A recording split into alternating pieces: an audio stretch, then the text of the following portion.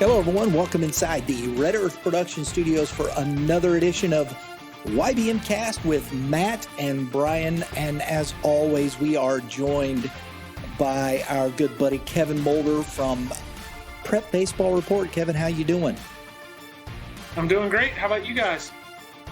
Doing good. Doing well. You can almost feel it, right? Season's almost right here.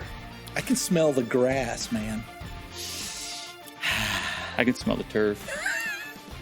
It's probably better with the turf around here, isn't it? Yeah. That's right. We need turf. More turf, thank you. So we don't get rained out, snowed out. Yeah, right. Although that was pretty miserable, I will say. Justin was playing a game. They'd moved it and over to a turf field, no foul, and the snow was still on it. They won't let you shovel that off. I guess it was a mess. They wouldn't let you shovel or move it, or they almost kicked them off the field for moving the snow off the field. I think they move it now, though. I don't know, man. It was weird. Move it now. Yeah. Mr. Producer. That is weird because you can plow those fields. Yeah, right. I think Mr. Producer's still upset about it. Jeez. Yeah, it was an odd thing. I was kind of surprised because it was turf. I'm like, what? Why can't you move the snow off of this thing? Yeah, but no, it's good. Tryouts are done. We're ready to. I mean, I'm ready to watch some games. I was out at some of the practices, checking out. We were checking out some bandwidth too, and watching some of the kids. And it's amazing watching when you see the amount of kids at some of these schools. And you were just talking about how many kids were at Timberland. I mean, how it's just a plethora of students, Which is great. Yes. I mean, you want participation, so the Talent more kids pool. that come out, the more you have to choose from. I mean, the harder it is for the kids. So if there's a lot of kids, but Has anybody heard about Naputi? Bryson Naputi? Is he Kevin would be the eligible? one. I have no idea. I have not heard on the outcome yet. Okay. All right. I have Curious. not heard. That'd be interesting to follow. I got to get coach and find out if I got to text him and see. Yeah, they'll clear him right before Right before playoffs start. Those things never get done quickly. Today, though, man, we're going to talk a little bit. We're going to finish up the GAC. We're going to start in the GAC North. Smaller schools, Class 4, Class 5. St. Charles, I believe, was Class 5 last year, but most of the schools are Class 4. St. Charles West, probably the cream of the crop there. They finished 18-6 last year, 7-1 in the GAC North, had a great run, got beat by Blair Oaks, which Blair Oaks is a really good baseball team. So a good run. New Rowland, they got some good guys coming. Heck, they got Josh coming back, right? That's going to sit right there. And they got some kids coming back. I got to put my glasses on so I can read it, though. Well, before you get into that, Yeah. last year they made a good run, and you said they lost to Blair Oaks. The atmosphere of their home game, there was the game prior to Blair Oaks. Oh, it was huge, phenomenal. dude. I was there. That was great. It was phenomenal. It was Yeah. great. The atmosphere was great. Place was packed. Correct, which was great to see for high school baseball. But it was an electric atmosphere, which was, I think, who they play was it? I think it might have been. Oh, who was that? It was an the out-of-town district team, championship game, and I can't remember who it was. But either way, so I know they were wearing orange jerseys. the kids that are coming back from that team, their goal is obviously to get back to a situation like that. So as seniors specifically, you're going out with kind of a college-like atmosphere for your high school games. And that's and we saw the big crowds at some of the bigger class schools, but to see that it's Class 4, smaller school, but still to see that kind of crowd out there, the support for that team, I think it's really great. We got Josh Newell coming back here. He's a Lindenwood commit. His slash line last year on the offensive side was .318. He had a .458 and then an .897 OPS and a 1.52 ERA. just up and down, he's getting it done everywhere on the field, isn't he? Yeah, he's a great player, even better kid. Mm-hmm. When he's not pitching, he's playing shortstop for him. He was kind of the horse they rode last year, and he's going to be the horse they ride again this year. He's a kid that I think you can throw him against really anybody, and he's going to keep you in the game. He's going to throw strikes. He's going to mix it up, and he throws just hard enough to, if he can spin it and get it over with that, or he's got a really good changeup, he'll get outs. Last summer, he threw against some really, really good teams on a national level and competed and did a very good job. So I think he's the horse they're going to ride. Kevin's also very familiar with Josh. Yeah, I think that game I think that was Macon was the team they were playing from out of town in the districts, and that was a good game, and they I think won 4-1. Yeah, we talk about this sometimes. Josh Newell, I'm comfortable saying, hey, that's one of the best pitchers in our region, our area. In St. Charles West, it is a really good program, a really good school. But maybe not quite stacked up with a Howell or a Timberland or a Liberty over in Kansas City. But when they trot Josh Newell out there, you can say, hey, they're playing CBC and Newell's on the mound. We're gonna have a ball game, and that's what they have as an ace in the hole there. And if Newell's on the mound, if you're St. Charles West, you feel like you got as good a chance as any to win, and that's what he provides them is a legitimate ace that they can match up with a team maybe that's a class above them size-wise or even two class, and that's what he gives you is an opportunity to win no matter who you're playing in high school baseball in Missouri. Josh Newell is going to give you a chance to win. And, he's super competitive, throws strikes, has a really good breaking ball. And, he's going to sit in game kind of in that mid-80s, but he has the ability to run the ball up into 88, maybe 89 every now and again. But he's going to realistically pitch for now in the mid-80s. But one day, he's signed at Lindenwood. When he gets to college and he's not playing high school basketball and starring for the basketball team, and he's focused 100% on baseball, and he's in the weight room, and he's not starting at shortstop the other 3 games that he's not pitching during the week. He's focused on pitching. He's going to be an 88, 89 to 92 or 3 guy with that really good breaking ball. And you can mark me down. If 3 years from now, and that kid's 21 years old, he's going to be an absolute animal on the mound. And he's one of the best in our area. And that's cool because we'll get to go watch because it's right down the road. Yeah, I think that's cool. We'll get to see. And the exciting thing, and they're I don't think we've talked about it on the program. The exciting thing is they're moving to Division I. Yep. So, we're going to get to see the other benefit is we're going to get some Division I programs obviously coming to our town now.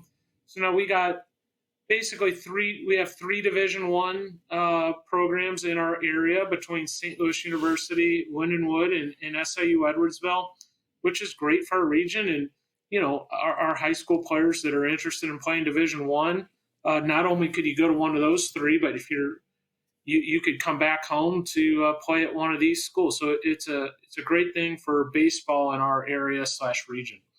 Very good. I know when we spoke with Coach Allen on the show, he was talking. He lost Cole Grambling, Ray Rico, Grant Middendorf. Those guys were big parts of their team last year. He's got some unknowns. He's got some kids that he's got to, just kind of see where they get to. Everybody knows Josh, so I think it's going to be how do those kids step up and fit in, and that's kind of where he left it. He said, "We'll see."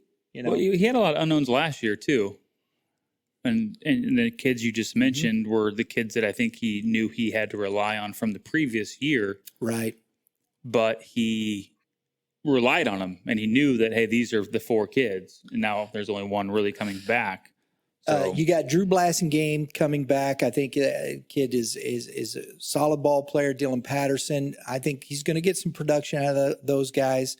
Kyle Quinn as well. As a sophomore, he did hit 242, 390, 696. So can he improve? Can these guys improve on those slash lines coming into their junior year and junior, senior years and make some impacts? And I think they can.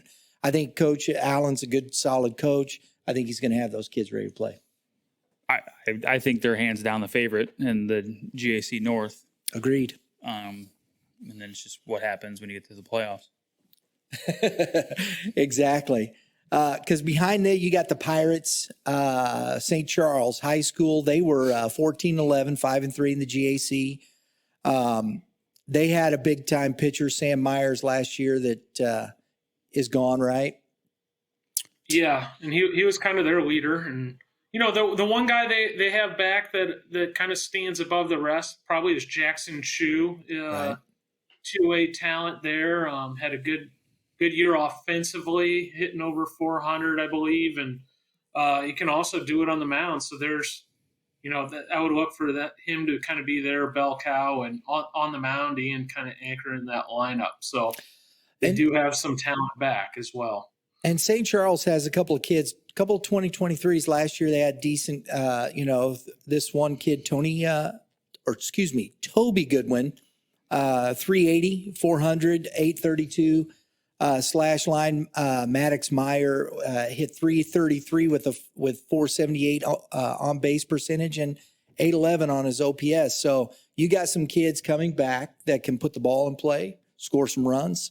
And if you've got, with Jackson Chu, again, that's a kid right there that's going to get on the mound and get you innings.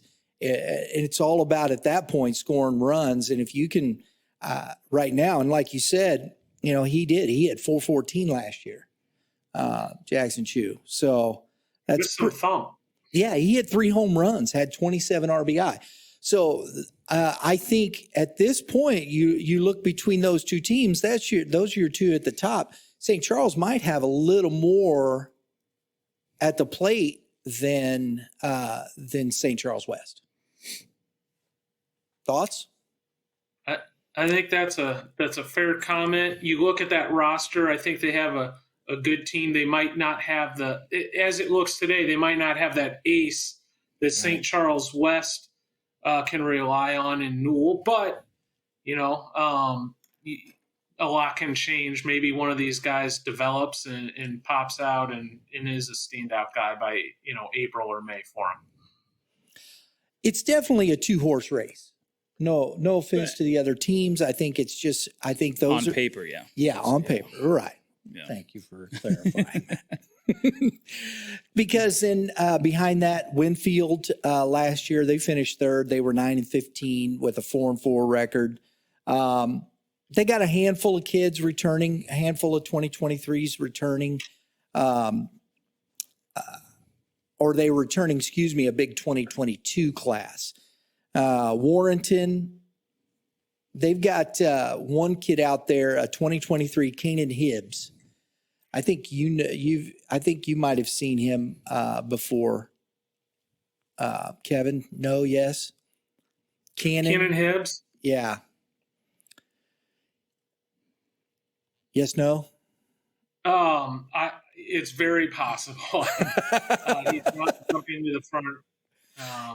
They got a lefty, first baseman, outfielder, and Bailey Meyer. Yeah. That saw some time last year. The one kid, Cannon Hibbs, that kid hit 432, had 10 doubles, 2 triples, 21 RBIs. You're going to, as Matt said, Bailey Meyer. You're going to get some contributions. We'll see. I always think that's tough with some of those smaller schools like that, especially in those regions. You might get a group of kids that just come together and boom, it works. It's kind of that way. And I think you got some kids that can swing the bat here. So we'll see what happens with Warrenton. Orchard Farm, they were 8-20 and 0-8. No offense to the guys. Sometimes you don't know. I don't even know if I want to say that. But they got 7 kids in 2021 last year that hit 300 or better that's coming back. So They got 4 returning to the lineup in 2022. So they got some kids that can swing the bat there, score some runs for Orchard Farm. But I still think, at the end of the day, St. Charles West, Warrenton might sneak in there with the offense. We'll see. Winfield, though, it's tough to say. They're returning a big 2022 class, a handful of 2023s. That's what I saw when I looked at their roster. So that can always make a difference if you got a pretty senior heavy, and they're solid kids and can play ball. So that can make a difference. Yeah, the big thing I think for all of these schools is when you look at your schedule. I mean, every Tuesday you got to think Newell's probably going to throw for St. Charles West, right? So he's going to throw against at least every one of these teams at least once. Yes, and that's really the problem for the GAC North. Yes, I would agree. Now, again, anybody can beat anybody, but you play back-to-back days, a Tuesday, Wednesday against the same school. Tuesdays, ace. What happens the next day, and can you match up with, a D1 pitcher? It's hard, but right. And that's the reality of it. What you just said. Can you match up with that D1 pitcher? And there's a lot of kids I don't know that they can handle that. We'll see. Teams. Yeah. Teams. But yeah, we'll see. That's why they play the game, though, right? Exactly. So I again, folks, we're not picking anybody, but I think St. Charles West right at the top there, St. Charles right there behind them. I think those are going to be the two to watch in that. And it'll be I think that'll be fun to watch through the season. I think those teams are good, solid teams, and will compete really, really well in the GAC, as far as that's concerned, and non-conference stuff as well. Right. So let's move to the GAC Central. This is Fort Zumwalt East finished in first place last year. They had an overall record of 22-7. I think kind of, as we talked to most of the coaches the year before, nobody really knew what they had. I think Coach Hill was as surprised. Had a solid team. Had some kids come alive here. You got a couple of players returning 2022s. Some seniors. They were 8-2 in the Central, but you start off with Luke Aubuchon. He's going to McKendree, I believe it is. I think he signed over at McKendree. Parker Davis coming back. These guys hit the ball well. Aubuchon was 386 with a 491 OBP and a 900 OPS. Davis and he throws for him too. Yeah, he's their number one. He's their pitcher. He's solid, isn't he? He's a low 80 strike thrower. And there's something about that fastball, Matt, that's kind of magical. Like it's not like he throws 90 or something, but for whatever reason, people don't get good swings off on him, and gets a lot of bad contacts and swings and misses. Yeah, he's got some zip to it. He's a strike thrower, and he's normally around the knees. I think that's the big thing for him when he throws. He'll be 82, 84. He might run it up to 86. But everything is knee high. He's got some sink on the ball, and I always think that makes for a heavy pitch and guys beating it in the ground. He'll be a good arm for them. Yeah. Got Alex Hubner coming back, 353 last year. They got their catcher coming back, too, who led the team in RBIs. Jackson Penn hit 309. I think they're very solid. This is going to be a very solid group. And I think the two kids that are the X factors are their freshmen from last year, Jackson Carter and Eric Williams. Those two kids are really good baseball players. So, yeah, Jackson Carter, that one stands out in particular. Not that Eric Williams doesn't. Jackson has a tool that's special. It's pro. He has a pro tool as a freshman. He is a legitimate 6'4" something runner. And we say 6'6" is ridiculously fast. Well, this guy's big league fast. And as a freshman, I thought he needed to refine his swing a little bit. But he found a way to hit a pretty good average as a true freshman on varsity. And he's got game-changing speed, kind of knows who he is. And he's going to be an interesting follow. Like not only this year, the next couple years, and if he can keep developing, he could end up in a head into a pretty good program, and maybe even potentially one day getting onto some pro radars with his run tool. Well, he hit 310 as a freshman, and had a good on base percentage, and he was 921 OPS. He can hit line drives and hit the ball on the ground. Right. And he's a Willie Mays Hayes type of kid. That was the interesting thing about it when we sat down. He was part of our player spotlight, and when we talked to him, and that's been back, I think at the end of last year, he was working on his bunting. He told me that. He said that's one of the things I want to work on. That accentuates that tool you're talking about. If I can bunt, I can get on base more. You're not going to get the kid out. He's going to be at second base. So you got guys you got legitimate guys that can drive in runs on this team. Yeah, this group though, this group's played together. 3 of them played together in the summer growing up, and then they've obviously played together here in Parker and Luke and Jackson.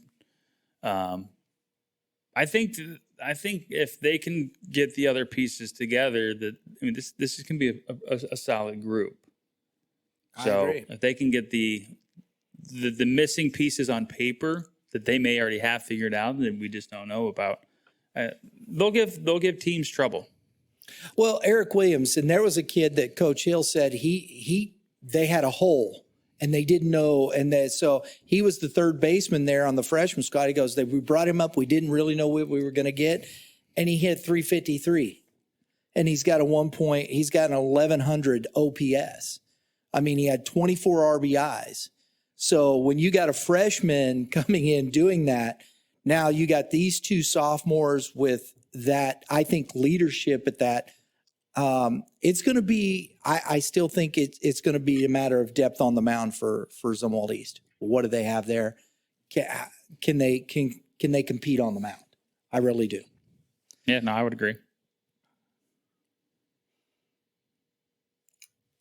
Thoughts, Kevin? I think that's more than a fair statement. I think they are good, and they're going to be an interesting team to certainly follow. And I think Luke Abachan is obviously a great two-way player. Interestingly enough, I think how he does on the mound might mean more to that team just with the pitching depth. A guy like Justin Smith is going to have to take a step forward for him. Yep. As a team who had a solid year last year.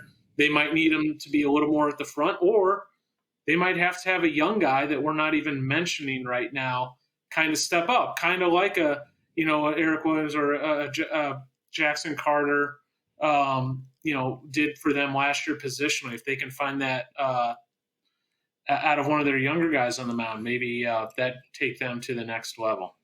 Absolutely. And I think that's what it is. They fell a little short at the district championships last year against South.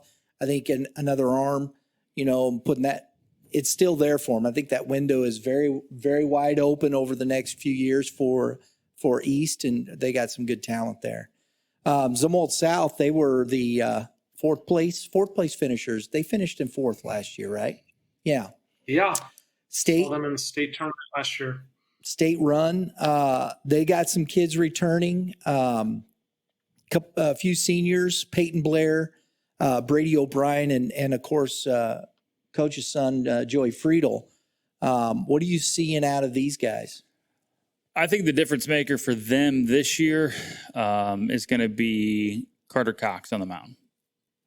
He's a 2024 lefty. You can get it at the upper 80s. He threw as a freshman for them a little bit last year.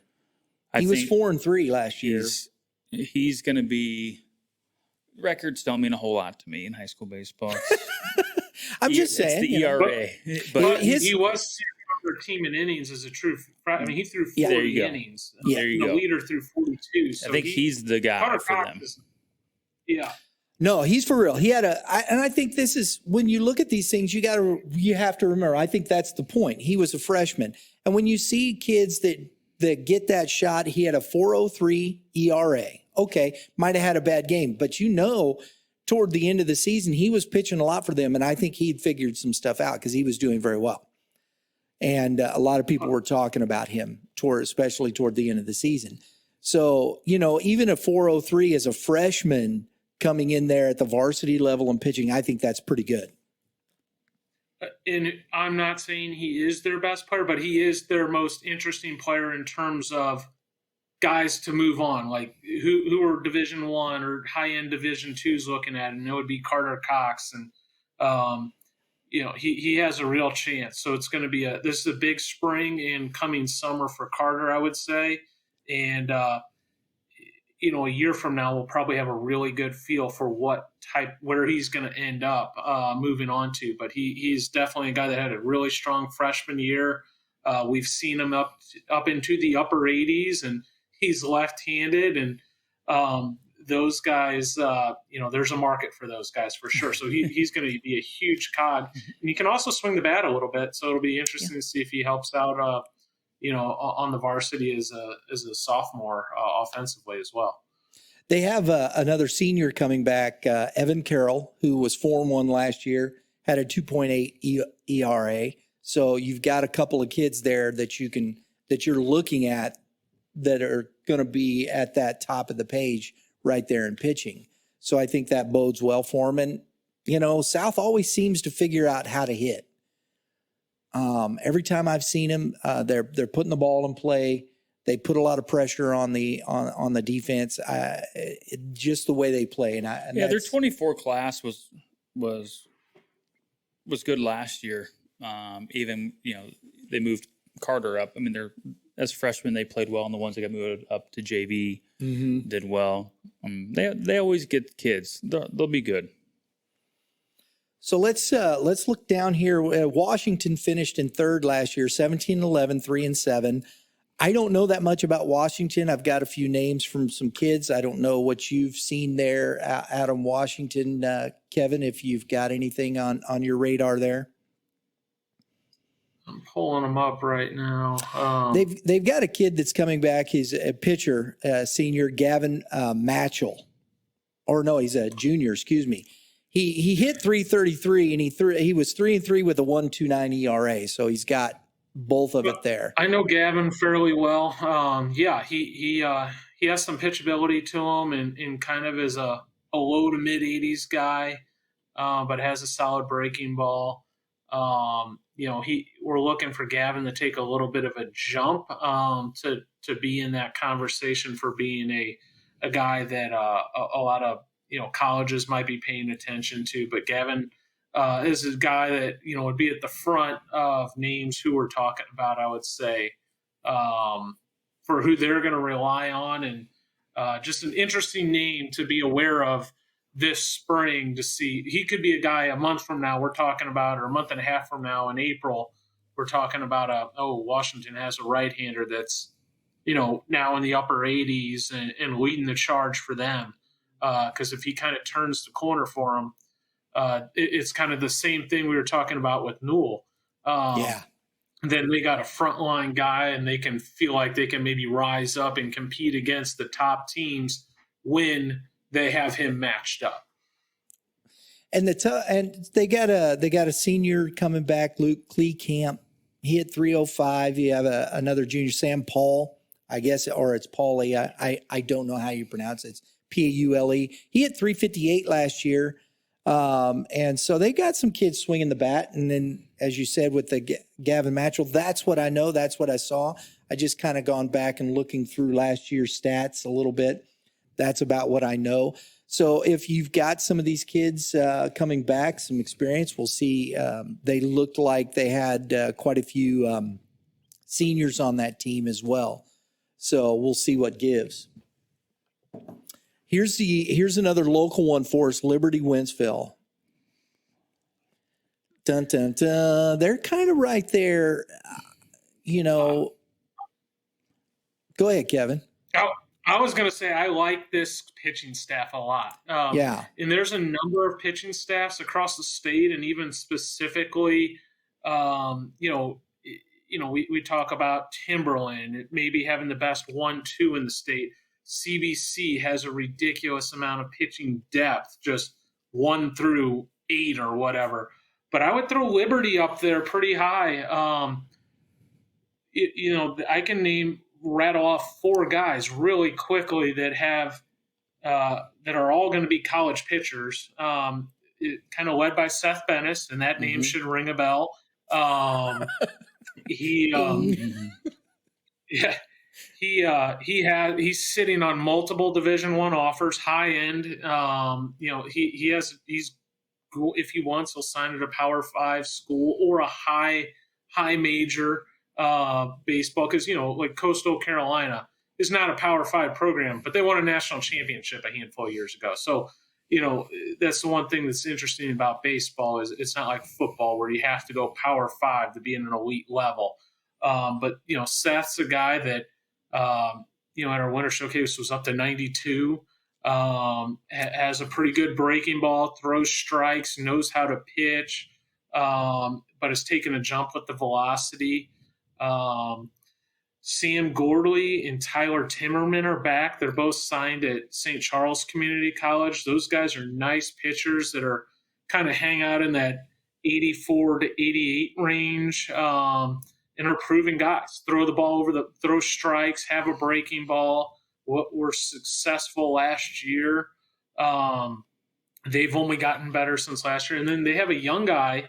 They actually have a couple of young guys that I like. But Ty Holman, a sophomore, is going to be a guy that's going to get on some radars here quick.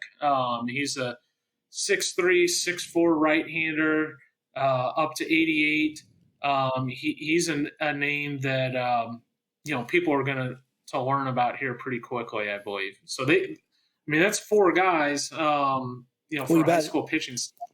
What do you think of Braden Rowe?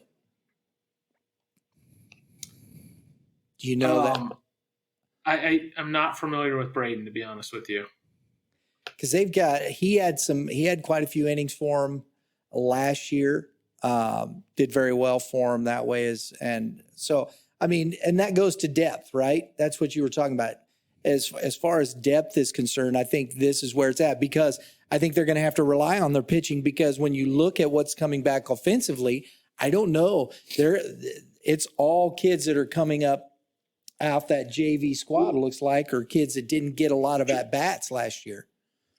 Just looking at Braden Rowe's stuff, it tells me right off the bat he's a good strike thrower, because he threw 26 innings, had a good ERA, gave up 35 hits in 26 innings. So it tells you probably doesn't have elite stuff, but probably doesn't beat himself and challenges hitters, and type of guy that probably makes you get 2 or 3 hits to score off of them, which is always a good thing at any level, but especially in high school baseball. If you're not going to hand out free stuff, it's not easy to get 3 hits in a row or in an inning. So, you mix in a guy like that to go on along with these kind of higher end arm talent guys.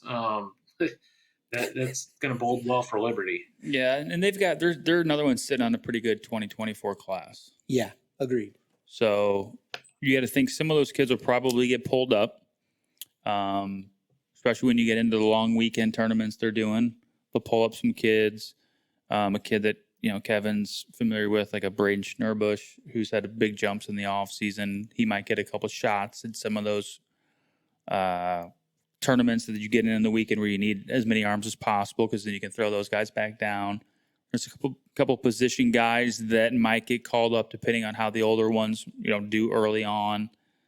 The thing with them is, though, they have pitching depth as a program right now. Not that they didn't have it before. But that's it. This team's is one of the more interesting teams to me personally, just as what Kevin has been saying, is just the bodies that they have. And I'm real curious to see how Seth Bennis does in game, because he's had a great offseason. And he's had great jumps and he's turned a lot of heads. So I'm really curious to see how he matches up with some of the other big arms in the GAC. Matt brings up a great point. That talks about their depth. There's a guy that in Harrison Schnurbush that I personally am super excited about. He's a tall, lanky, he's the type of I think he's 6'5", and he looks like he's 6'7". Like he just, He's still 100 growing pounds into his soaking wet. body and, still growing into his body, not all the way coordinated yet. And, on another team, even within this conference, he might be a number 1 or 2 or 3 starter. And on a team like this that has, college arm, he's more of a depth guy at this point, which is not a bad thing. And this is a kid that could end up being a Division I arm. So it just talks about the depth of, their pitching staff right now is where they got guys like that are legitimately exciting arm. And, he's a sophomore. He's young. And they're probably going to be able to develop him a little bit and find the right roles as opposed to roll him out there as a main linchpin type thing like some other programs might have to. So they're in a good spot with their arms. That's for certain. I think this is such an interesting division because of the things that we've talked about. You've got so much depth there at Liberty, but offensively, we're going to have to wait and see. East, I think, has got one of the better offensive teams set there, but we'll see what their pitching can do. South has a little bit more balance in both those. So you kind of, which we'll see. Washington's got some kids swinging, pitching, but maybe not as much depth. I don't know yet. I'll be interesting to watch them as the season progresses. So I think it's who figures it out first. I think for Liberty is if they can hit, yeah, they're tough, and I don't care who they play.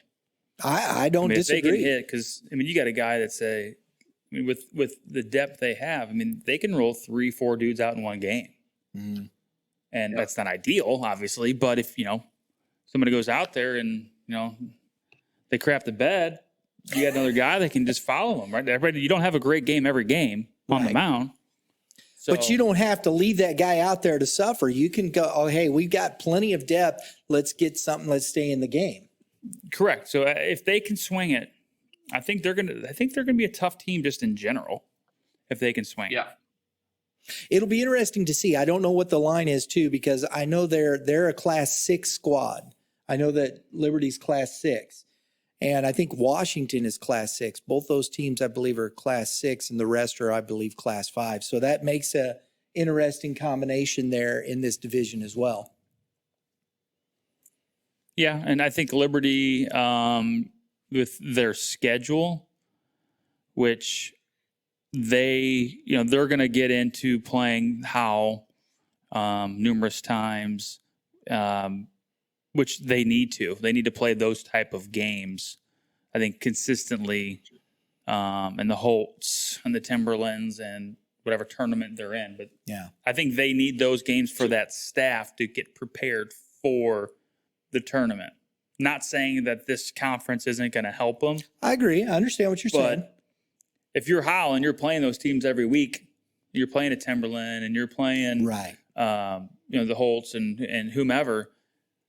It's different when you have a couple of teams in your conference that aren't as strong. So I think for them, it's for Liberty, if they can swing it at all and they can take the games against, see how they really compare when they play the Timberlands and they play the Howells. Yeah, yeah. I think that's key for them for making a serious run. They have the depth on the mound on paper to make a run. I think so, at least. And jumping the gun a little bit, Matt brought up about the schedule. One of the potential pitching matchups of the year, we got Liberty versus Timberland to start the season. Now, you don't know how coaches are going to roll out, and guys are going to be on pitch counts most likely, hopefully. But you could get a Hatchman versus Bennis or something along those lines. Right off the bat, or Yarberry versus Bennis, or Gordley, or Timmerman, or Holt. You don't know what these guys are going to do. And my guess is that no one's going to throw a complete game on opening day, most likely. But you are going to get to see a high-powered matchup potentially right out of the gates. Which tournament is that? The Troy tournament. Troy tournament. And where is, that's usually played, I know sometimes they'll play games over at Ozzy's too, correct? Yes, sure. I have the schedule. I think they're playing that on campuses this year. Okay. I'm not 100% sure where that game is at that point. I have the schedule. I don't have it up in front of me though. Do me a favor, Kevin. If you could email that to me, we'll put it up. And if people, I'll keep pushing out and we'll push that out. Try and get people out there, watch some of these games. There's going to be some really good baseball. It's a great tournament. In the St. Louis area, a lot of the top Western teams in the St. Louis area are in that tournament. CBC's also in it. So it's a high-end tournament, and, some of the big boys get right after each other, which is fun to see. It'd be early, and hopefully the weather's going to hold up. It's been pretty nice. Well, not now. You just Glad we're jinxed not it. opening this Friday. There ain't no such thing. It either does or it doesn't, bro. It's the way it rolls. It's going to rain or it ain't going to rain.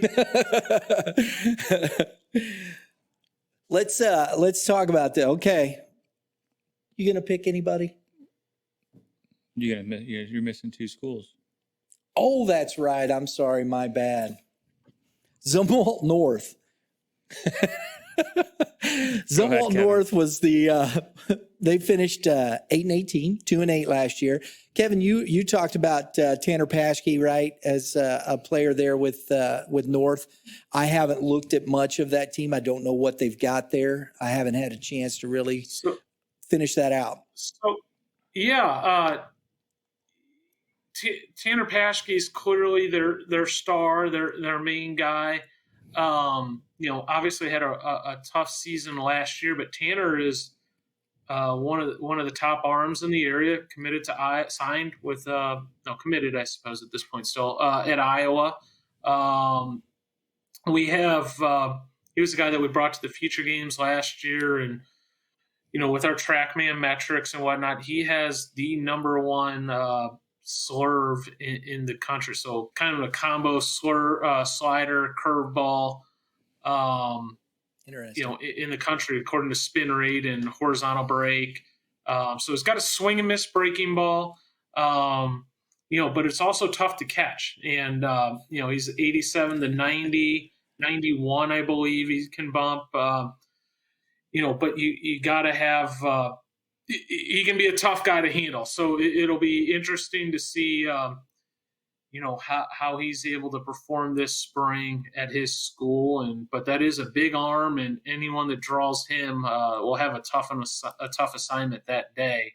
Also hits for him, plays shortstop, and but that is a frontline arm, and even if they don't have didn't come off a strong year last year, still a team to respect, on days you're playing them. Yeah. The other team there, Hal North, they have kind of fallen on some hard times. Coach Donahue's been there a long time, but they haven't, they're not the program they were. I mean, even just a few years ago. Is it just a matter of they haven't had the talent? What do you think has been happening there? It does go in waves. One of the best players I ever recruited was a Hal North player. Recruited a number of strong players out of Hal North, and Coach Dunn has done a great job. But Braxton Martinez is a product of there, and is AA with the Angels now. Matt Dunham a couple years ago, I had at Jeffco and had a huge year down there, and went to St. Louis University. So sometimes with the public schools, it can go a little bit. You might have good players, but some years you have stronger classes than others, and maybe the past couple of years it hasn't quite been as strong. But they have a Derek Archer. They have a player there that is signed with Missouri S&T, so a right-handed pitcher there. So they got one guy there. They got Devin Jennings going to East Central. A couple small JUCO kids. Mm-hmm. But he's right. I just think it's just a couple down years for them, and we'll kind of see what the freshman and JV class looks like to see what the future looks. But I mean, you're a public school. It's hard to. It is, man. And that's a tough true. area. What are you going to do? And they haven't, I know their enrollment has decreased over the last 5-6 years as well. And not because I think, because they're class 5 now and they used to be a big class 6 school. And I think it just, it's older area who's moving in and out. Sometimes that just happens. And I think they're a product of that personally. I agree with you guys. It's just been tough. And it's tough for Coach Donahue. I'm sure he's used to a lot of success and I know he's still doing because it's fun talking to him. Enjoyed that. But, it'll be interesting to see if that swings back around here real soon. Good. Who's going to win the division? Well, as we always say, that's why they play the game. But on paper, my pick for this would be Liberty. I knew you were going there. It's hard Shocker, to pick right? against that. It really is. I'm all about pitching and defense. So, me too. Kevin, what do you think? I would side with Matt on this one. Given the Liberty pitching depth, it would be hard to ignore that. Zumwalt East and Zumwalt South, I think, will provide competition, though. But I think you got a 3-team race, and I would give the edge right at this point to Liberty. I'm going to homer it up, bro. Let's hear it. Zumwalt East, right? I mean, that's my boy. It's the alma mater. Both my kids graduated from East. Played for Coach Hill. I'm just going to do it. Although I believe you're right, Mr. Producer. Who you pick?